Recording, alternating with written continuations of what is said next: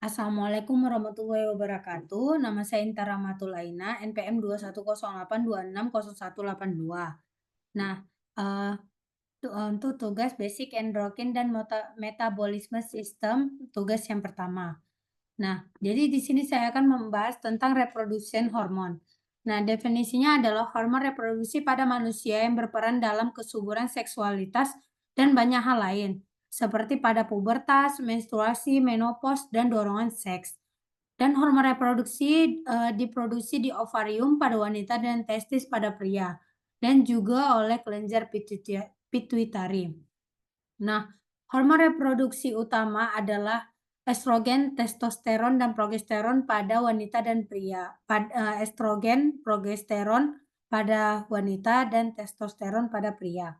Nah, untuk hormon estrogen merupakan hormon yang menyebabkan sel telur matang di ovarium setelah seorang gadis mencapai pubertas. Estrogen juga berperan dalam pertumbuhan dan perkembangan organ seksual. Untuk testosteron adalah hormon yang merangsang produksi sperma pada pria dan berperan dalam penampakan ciri-ciri kelamin sekunder pada pria. Nah, untuk progesteron, dia hormon yang dihasilkan oleh badan kuning atau korpus luteum di dalam ovarium dan berperan dalam menjaga lapisan rahim. Lalu, hormon reproduksi lain yang terlibat dalam siklus menstruasi dan proses kelahiran meliputi ada hormon perangsang folikel atau FSH, yang dimana hormon yang menyebabkan pepatangan sel telur di ovarium pada anak laki-laki. FSH dan LH bekerja sama untuk memicu testis mereka agar mulai memproduksi testosteron.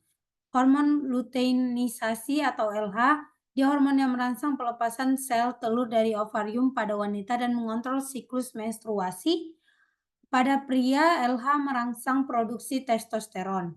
Laktogen, hormon yang dihasilkan oleh kelenjar hipofisis yang bersama-sama dengan progesteron merangsang pembentukan air susu. Relaksin, hormon yang dihasilkan oleh plasenta yang berperan untuk merangsang relaksasi ligamen pelvis pada proses kelahiran. Nah, di sini ada mekanisme hormon reproduksi. Nah, ada 4 hormon yang peranannya paling penting dalam sistem reproduksi pria, yaitu ada testosteron, gonadotropin releasing hormone, ada hormon perangsang folikel dan luteinizing. Nah, di sini ada pathway terjadinya pengeluaran hormon yang pertama kali pada pria dan pada wanita, di mana di sini, sama-sama dikeluarkan dari, hipotalamus. Organ dia memberi, sinyal saraf, ke hipotalamus, lalu dia masuk ke folikel, dari peredaran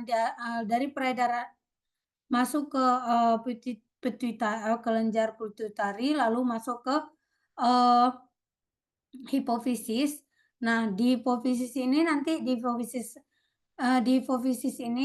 di situ dia akan mengeluarkan hormon, FSH dan LH lalu, sampai ke ovarium pada wanita dan kalau, pada pria di testis.